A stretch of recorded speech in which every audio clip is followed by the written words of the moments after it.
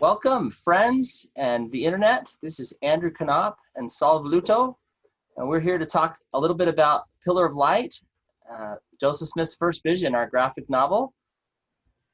We're excited to talk about the cover and some of the things that went into the development and the design, and hope that it makes the cover more exciting as you see it and understand the work and the thought that went into it. And of course, you hear people say that don't judge a book by its cover, but we would like to change that perception so you can give a good, get a good idea of the book and the cover, and because the cover reveals a lot of the contents of the book. So here we go. We're going to share the image of the cover, and then you're going to see us on the side giving a commentary of that. Okay, here we go. So here we are. And one of the things we wanted to make sure was we wanted it to have an epic feel. And so we wanted to make sure that the title graphics were a little bit like a movie poster. And Sal spent a lot of time studying the works of Drew Struzan, who's a famous movie cover designer and illustrator. Do you want to talk about that at all? Well, Drew Struzan is the guy that did all the Star Wars movies and Back to the Future and a lot of the most famous movies, and probably the most famous illustrator. And the reason why it was my point of reference has to do, coincidentally, with his use of light in the illustrations. You have stark contrast between light and color, and how the light, the white area, the bright white areas enhance all the rest. So this being something that has to do with the pillar of light, that was a logic choice for my inspiration to go in that direction, and of course to make this cover look like a movie poster. So let's talk about the pillar specifically. Yeah, well, let's talk about the title. We had to study a little bit what kind of font we wanted to use for our title and subtitle, and we ended up with a font that was the same time epic, but not too superhero like. We tried a few, and we ended up with this one that has reflections of light in it, because we wanted the light to reflect on the words of the title. And we're starting from top to bottom, and the pillar of light came from the top, came from the heavens. So unlike any other previous representation of the pillar of light, we show the heavens opening, and the pillar coming out almost like a funnel at the very first, down from the heavens. And Joseph Smith described the pillar first as a pillar of fire, and then he added a pillar of light. So we decided to go with both, and so we included a pillar of light, and you can see behind there, like a cone of fire coming down, and this fire also circling around and enveloping the column with these fire tongues and light reflections that look like starbursts in with it. And Andrew, talk about a little bit about the how light is made. Talk about the light spectrum. Sure, right. So white light obviously contains all the colors. All the colors are contained in white light, and it's only when parts of that spectrum are blocked out that you see colors. So Saul had the great idea of let's show the spectrum of light here. So you have this prism sort of look with different shades of color with the white here. sort of showing that, this white light contains all the colors, and obviously there's symbolism in there about God has all truth, right? All truth is contained in God and his light, his truth. So it's an interesting symbol there of both the fact that white light contains all the colors, and God has all truth and wants to share with us his truth. And the same thing is applicable to the heavens opening. In fact, we have the same prismatic effect. We're using the same colors with the clouds, with the heavens opening, as we do with the pillar of light itself. And then there are some other elements of light, which we call the particles of light, which kind of dance inside the pillar itself and form some sort of a DNA-shaped design. And that the idea behind that is that the evidence of a creator is found in the DNA of nature. The intelligent design, the most, the highest representation you can find in the coding of that creation. At the microscopical level, where the DNA is manifested. So we play a little bit with that idea, and we have this DNA shaped particles of light, which are made of many colors, almost like confetti, and they kind of end up in a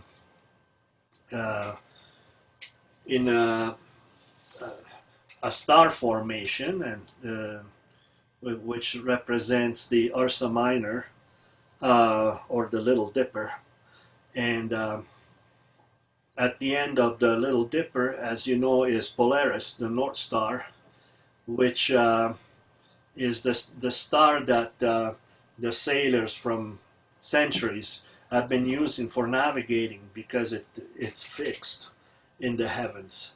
All the other stars move around, and the North Star, Polaris, is fixed there. It's a fixed point of reference for people to find a way. And it also represents the Savior, Jesus Christ, is our North Star, is our Polaris, and that's why it is positioned on top of the image of Christ. And of course, the two personages which are represented, the Father and the Son. The Father is pointing to the Son. This is by now it has become a prototypical image of the Father and the Son. It's showing the Son and saying, "This is my beloved Son, hear him." And the Son, that it looks exactly like the Father, except for the signs, the tokens and the symbols of his sacrifice on the palm and the wrist and on the feet. And then we go down, and these particles of light and the light itself, the pillar itself, envelops Joseph. Joseph is seen in a silhouette because in our story,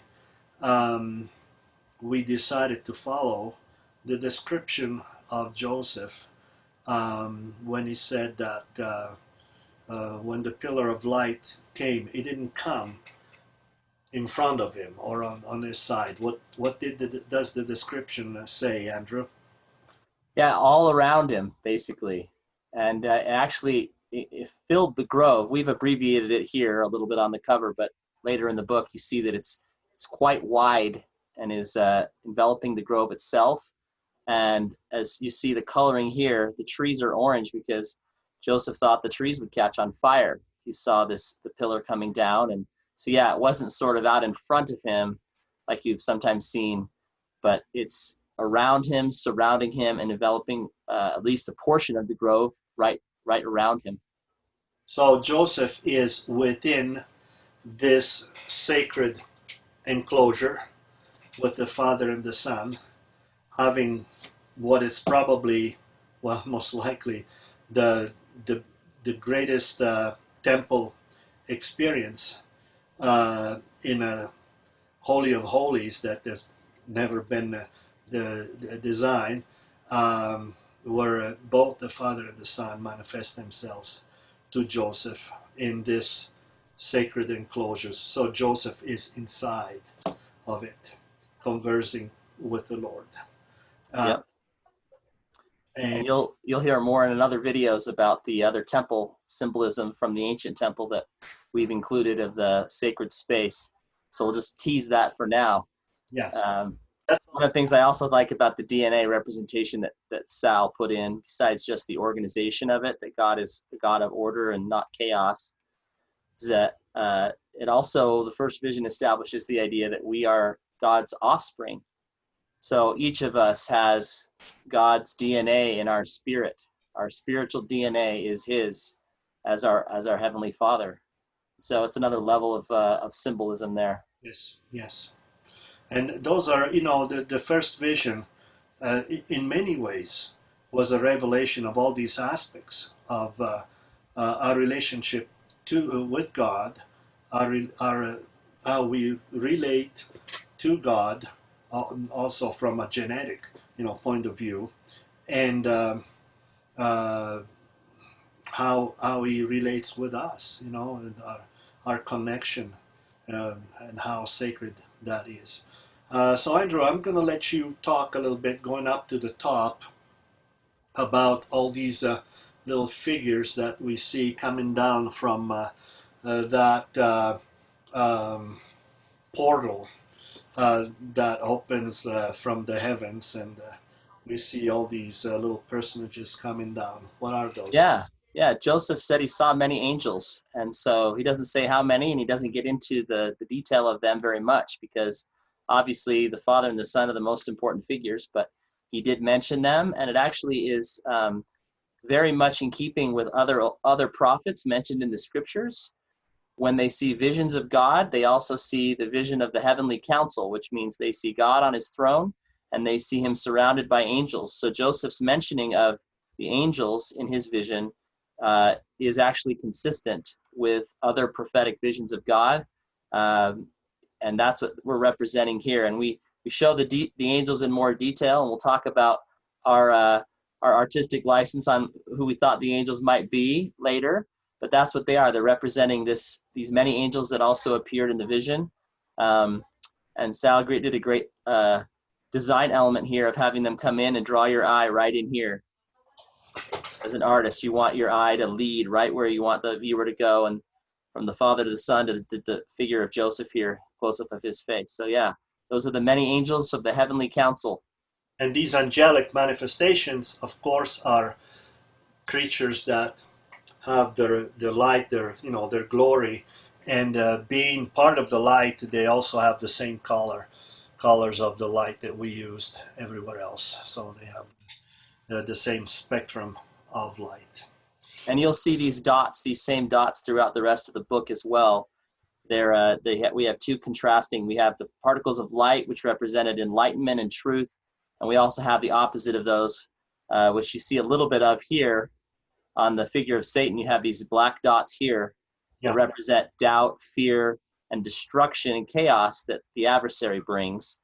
And in the book, you'll see both these symbols throughout the pages. You'll see the symbols of the dark dots, the doubt dots, and the light dots, symbolized by the firefly, which we have shown here on the cover. We have a close-up of it.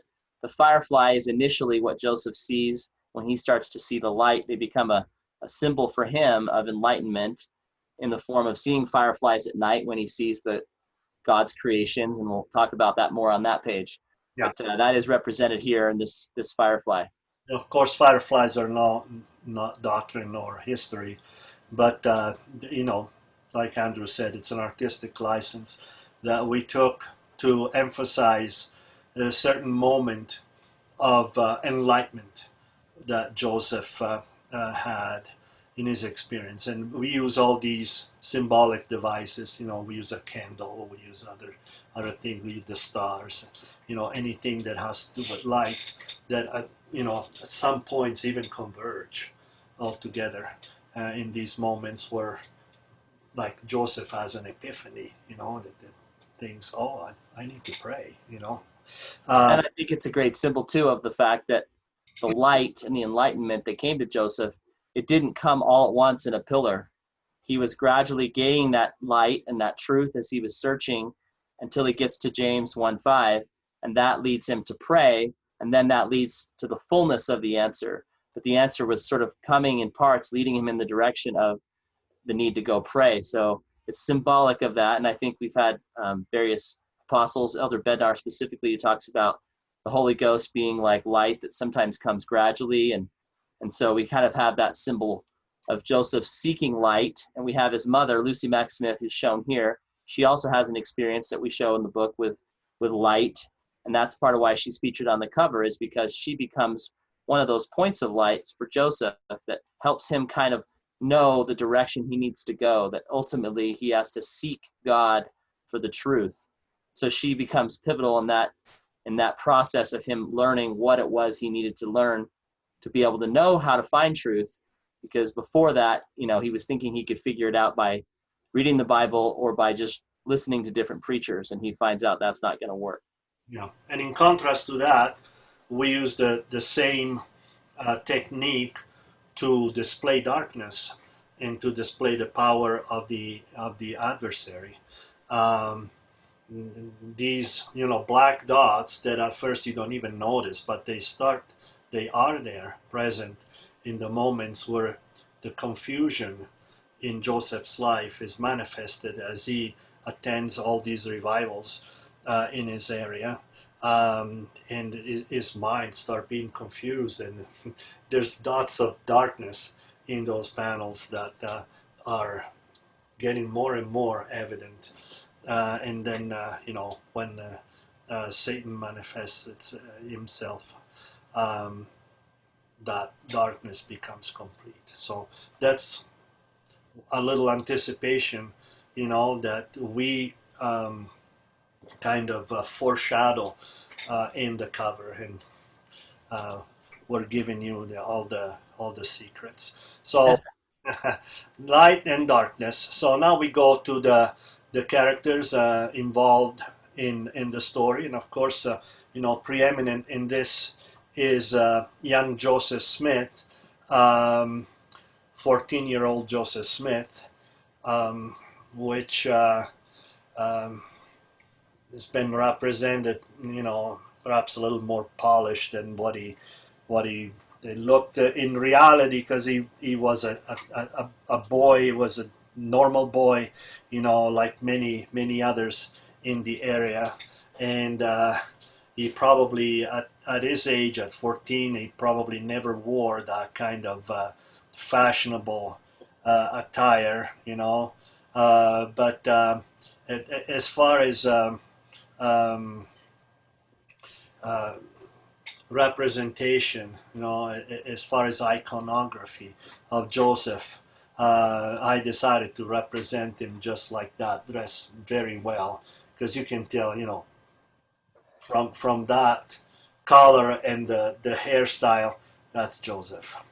Yeah, and quite to be fair, they actually dressed more frequently like this than we think they do. This to us seems like a tuxedo. Back then, the style was to have the high collar and to have the tie, and he probably had a Sunday. This is probably him in his Sunday best, but it was not an uncommon thing for them to wear this style.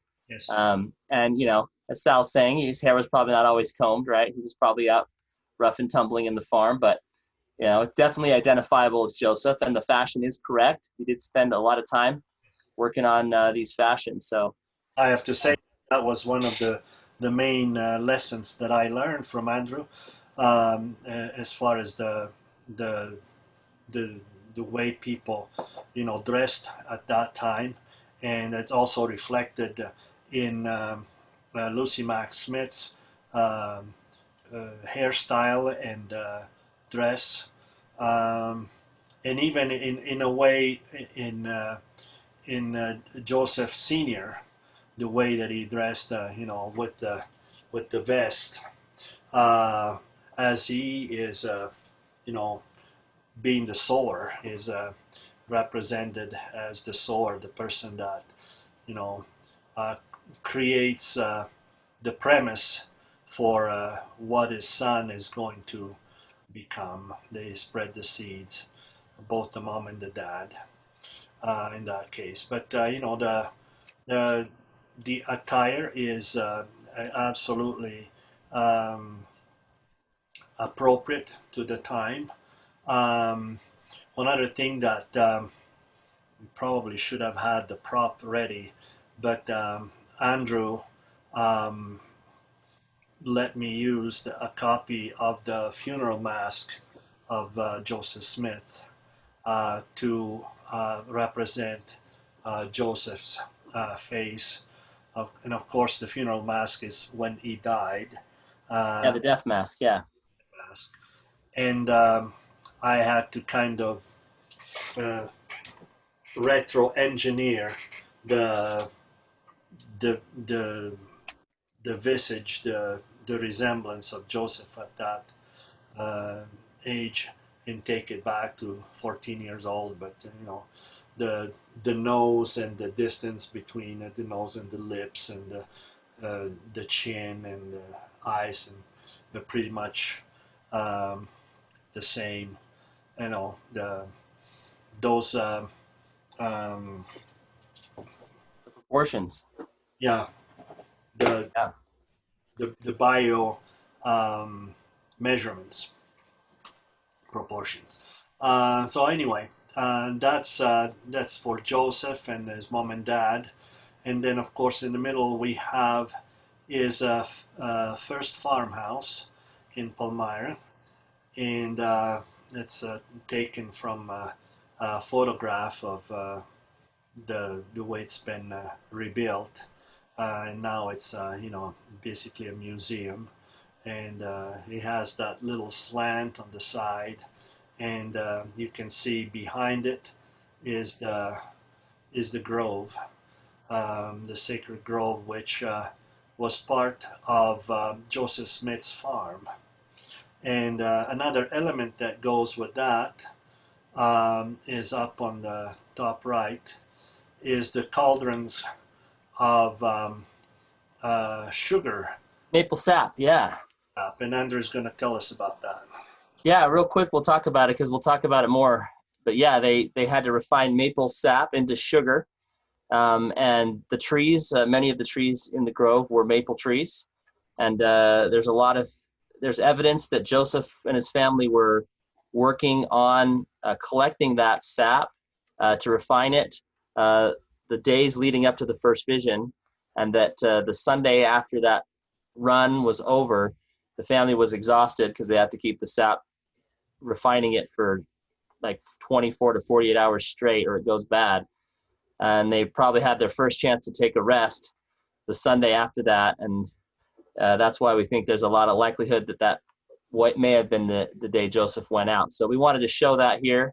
We don't know for 100% sure what day it was, but strong indications, and wanted to show that was a part of their life, burning this wood. And Joseph was chopping wood. You see the axe shown here. Joseph mentions that he had left an axe there. He'd been working in a clearing and went back to that same clearing. You'll see that more in the book. We'll talk about that later.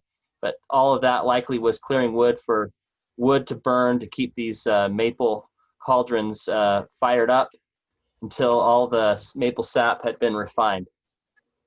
Yeah, and of course, the fire that is used to uh, for the maple um, refining is on purpose placed behind the symbolic image of Satan. So he's enveloped by you know, the fire of hell, Yep. in a way, and it creates a good contrast with the darkness of his appearance and makes it stand out. Um, So and we have, all those elements on one side and all the others elements, kind of positive elements on the other side. Right underneath on that side, we have a preacher, and this preacher is using the Bible, raising the Bible as a point of reference, for his speech and his sermons, and he is pointing down with the other finger, talking about eternal damnation. He talks about eternal salvation and eternal damnation, which were basically um, the way these revivals were organized, with how they were structured, and Joseph got a lot of confusion from this kind of talk. That didn't create clarity in his life. It obscured his understanding of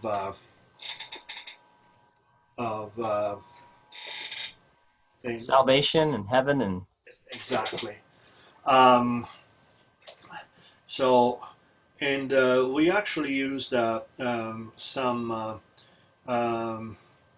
image of a famous preacher. This is Reverend Lane, um, which some scholars believe he must have been responsible for suggesting James 1:5 to Joseph. Maybe Andrew can expound a little bit. yeah. So just briefly, he was known to give that. He talked about asking of God in his speeches, and there's indications that he was traveling through Joseph's district, and Joseph may well have heard him give that speech. Joseph's brother, William Smith, actually says that he believed that Joseph heard Reverend Lane.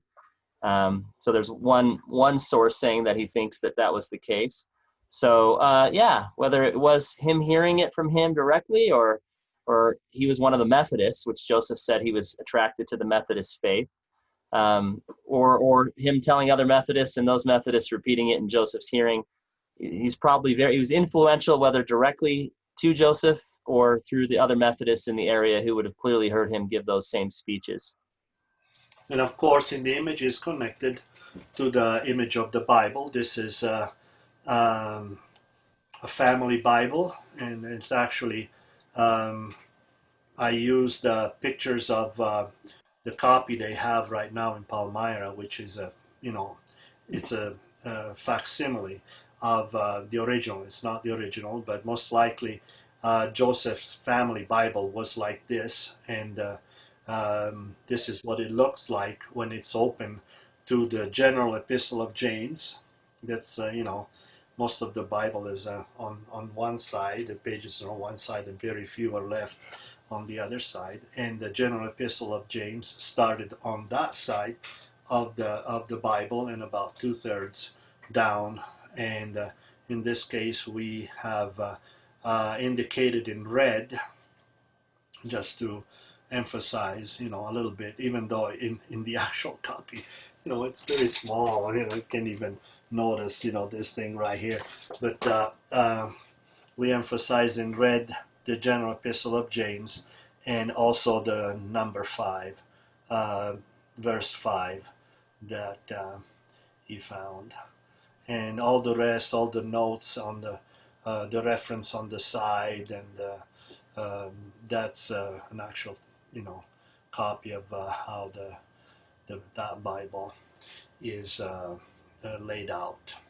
Details. This is what we're trying to do. Try to be respectful to the story, and even in these small details that you may not have seen, we were really trying to do our homework and do our best to this important vision. You want to talk about the new growth here, Saul? Growth, that's of course it's a nice design element, and I like Art Nouveau, and this is an Art Nouveau homage to the whole thing, and everything else is rendered, and these colors are flat in contrast to the others. But these colors start with darker green and go up, and they become lighter green, and they represent the new growth, which is what was going on at the time of the first vision, being the beginning of spring, but also being the beginning of a new dispensation, a new revelation opening to humankind through this divine manifestation of the Father and the Son to Joseph, and the beginning of this last dispensation that keeps growing, keeps growing. It's the process of restoration is ongoing, like President Nelson has been indicating to Yep. us. And It's a living church, right? It's not a dead church. It's a living church. And as Jesus himself said, I am the vine, right? You are the fruit of the vine. So Jesus is also represented in the vine, because that was one of the expressions he used for himself. Without him, if you cut off from the vine, you wither, right? So Jesus Christ himself is also symbolized there. and kind of contains all the rest inside of it. And at the very bottom, we indicated, what's obvious, that this is a graphic novel, which in a way it's a misnomer, because this is not a novel. It's not a novel. The only thing, it's half true. It's graphic, done with, The but technical definition of novel is fiction, but yeah, this is not fiction. But yeah, graphic novel, yeah, another way of saying comic yeah. In representation, yeah. It's a technical term to indicate that it's it's kind of a comic book, but it's a larger format, and it's a different kind of feel, and so forth. So it's a graphic novel, and it's based on Joseph Smith's own accounts. He gave 4 accounts, and others, and um, were and also some accounts that were given by other people. Well, thanks everybody for watching. We're going to give more details on all these other pages, and you'll hear some of these things again. Before we close, we want to remind everyone that this graphic novel is available online, and we'll indicate a link underneath this video, and also is available on Amazon.com, and we'll indicate that link as well. And stay tuned for more videos. We'll go in depth, page by page, this graphic novel, and we'll also talk about the extra material and so forth. Thank you very much. Thanks everybody.